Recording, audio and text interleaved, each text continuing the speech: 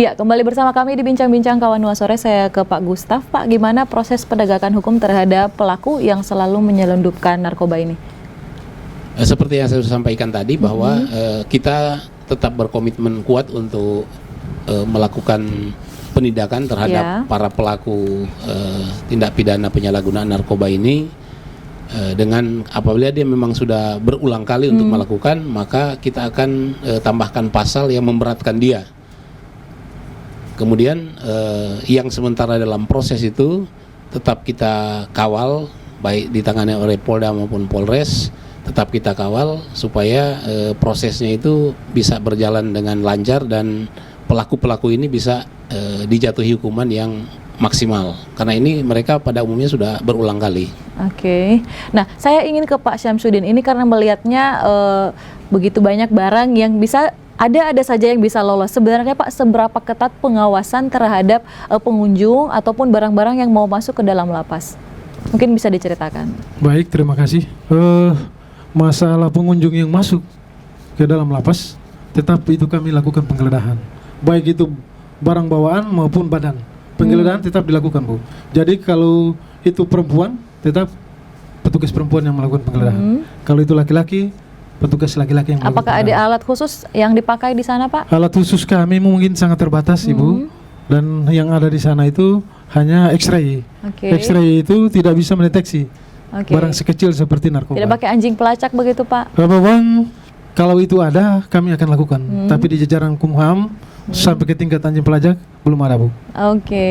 Nah, lalu kalau seandainya ditemukan ada barang-barang yang mencurigakan, apa yang dilakukan? Kalau dalam penggeledahan itu ditemukan barang-barang yang mencurigakan, apa itu yang mungkin sudah nyata-nyata kami lihat ada mencurigakan, segera kami berkoordinasi dengan pihak kepolisian. Kalau kamera pengawas, Pak, di lapas-lapas semuanya aktif beroperasi dengan baik atau bagaimana? Mengenai kamera pengawas CCTV di lapas itu tidak semua lengkap, Bu. Karena memang keterbatasan, mungkin ada di titik-titik tertentu yang dianggap rawan, yang bisa dimonitor oleh kalapasnya sendiri. Mengapa tidak dipasang di seluruh tempat yang bisa dijangkau begitu, Pak? Memang keinginan kita untuk CCTV itu kalau bisa di semua tempat, Bu. Supaya bisa kita lihat semua pergerakan, kegiatan semua narapidana itu yang beraktivitas di dalam lapas. Tapi namun karena keterbatasan anggaran, ya kita lakukan apa adanya sesuai dengan kebutuhan yang ada saja, Bu. Lagi-lagi ke anggaran. Tapi sebenarnya seberapa serius pihak-pihak yang terkait ini memberantas narkoba? Saya ingin ke Pak Gustaf. Saya pikir semua kita berkomitmen kuat untuk melakukan pemberantasan narkoba.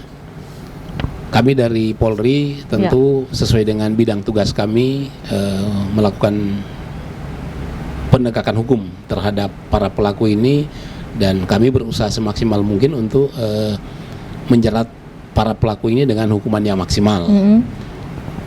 Selama ini belum maksimal, ada celah-celahnya di mana, Pak? Saya pikir kami selalu berusaha untuk melakukan secara maksimal. Artinya pasal yang kita gunakan itu sesuai dengan apa yang terjadi di lapangan. Jadi kalau dia memang pengedar, ya kita berikan pasal pengedar. Kalau dia memang pengguna, kita jerat dengan pasal pengguna. Kalau dia kurir, kita jerat dengan pasal kurir. Sehingga bahkan ada yang kita jerat dengan pasal-pasal berlapis itu. Baik, tapi kalau secara umum sebenarnya di Sulawesi Utara ini sudah termasuk begitu banyak peredaran narkoba atau masih tergolong rendah jika dibandingkan dengan daerah lain, Pak?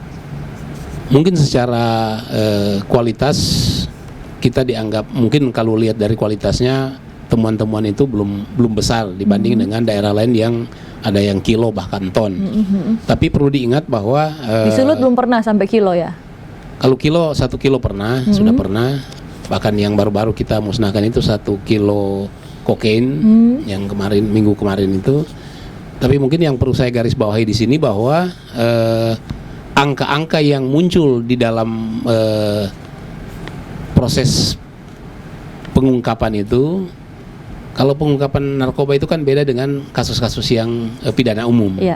Karena ini yang kasus ini muncul kalau kita cari. Kalau Iya. kita tidak cari tidak akan muncul. Iya. Sehingga data-data ini kalau saya ibaratkan itu seperti fenomena gunung es. Iya, betul. Jadi yang muncul di permukaan itu sedikit, Iya. tapi yang di bawah itu pasti banyak.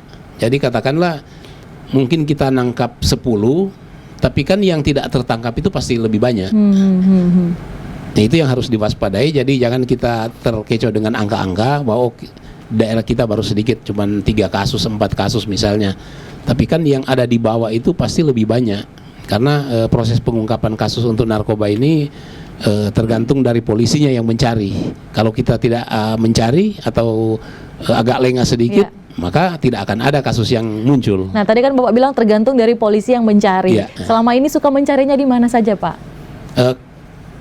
Kami kan diberikan kewenangan oleh undang-undang untuk menggunakan beberapa teknik penyelidikan terhadap pengungkapan kasus narkoba. Tentu saya tidak akan ceritakan di sini bagaimana pengungkapannya. Ya. Tetapi kami Lokasi-lokasi yang suka jadi sasaran mungkin ya. kalau untuk lokasi-lokasi kan rata-rata menyebar, karena untuk pengedar ini atau katakanlah tempat kejadian untuk pidana narkoba ini berpindah-pindah. Orangnya mungkin tinggal di misalnya di Waneas ini, pelakunya, tetapi transaksinya mungkin dilakukan di Mega Mall misalnya, Iya. atau simpan barangnya di Tumingting, sehingga kita tidak bisa menggeneralisir bahwa kita nangkap di misalnya di Wanea, otomatis di Wanea ada peredaran, belum tentu, atau banyak peredaran. Oke. Karena narkoba itu kan lintas sektoral dia. Tidak sama dengan misalnya pembunuhan, kalau terjadi di sini ya pasti Ya. di situ. Ya maksudnya kalau seperti di klub-klub malam begitu Pak, sering ada penggeledahan juga atau bagaimana? Kami intens untuk melakukan penggeledahan di tempat-tempat hiburan hampir setiap malam minggu kita operasi. Cuma memang selama ini kami masih sangat sedikit menemukan para pelaku narkoba di tempat-tempat hiburan malam. Masih Tapi sedikit kami ya? tetap hampir setiap malam minggu kita lakukan operasi di tempat-tempat Masih lebih hiburan. banyak di dalam penjara begitu Pak? Masih lebih banyak di dalam penjara. Oke Pak Samsudin, bagaimana, ada tambahan Kaitan dengan apa tadi? terkait dengan keseriusan aparat penegak hukum dalam hal ini Kemenkumham? Terima kasih. Bicara keseriusan, kami dari jajaran Kementerian Hukum dan HAM, khususnya dari Direktorat Jenderal Pemasyarakatan, itu sudah memberikan sinyal ke kami. Kami tidak pandang bulu siapa dia, dan kami tetap berkomitmen untuk memberantas seluruh pengedar narkoba atau ada yang terjangkit masalah narkoba. Ya. Jadi baik itu terhadap petugas maupun terhadap warga binaan. Jadi kami dengan jajaran itu setiap saat Ibu itu sudah komitmen untuk melakukan razia penggeledahan, dan komitmennya kalau bisa di lapas itu harus zero narkoba. Oke, kalau ada sipir dan kalapas yang terbukti terlibat, apa yang dilakukan Pak? Kalau ada petugas baik itu pejabat, kalapas pun itu akan dilakukan tindakan tegas, ya sesuai prosedur hukum yang berlaku. Bahkan sampai ke tingkat pemecatan pun itu dilakukan. Sampai tingkat pemecatan dilakukan dan Ya. itu dipastikan Pak ya, tidak ada kompromi. Tidak dipastikan Bu. Oke baik, terima kasih banyak atas waktunya Pak Syamsuddin dan Pak Gustaf. Selamat bertugas, Terima selamat kasih. bertugas memberantas Terima narkoba kasih tentunya. banyak, Oke, Sobat Kawanwa, sampai di sini dulu perjumpaan kita di Bincang-Bincang Kawanwa Sore. Mari kita sama-sama perangi narkoba, karena narkoba dapat merusak generasi muda bangsa. Regina Mangkei, pamit undur diri. Kawanwa TV, Torang PTV, sampai kita bertemu lagi.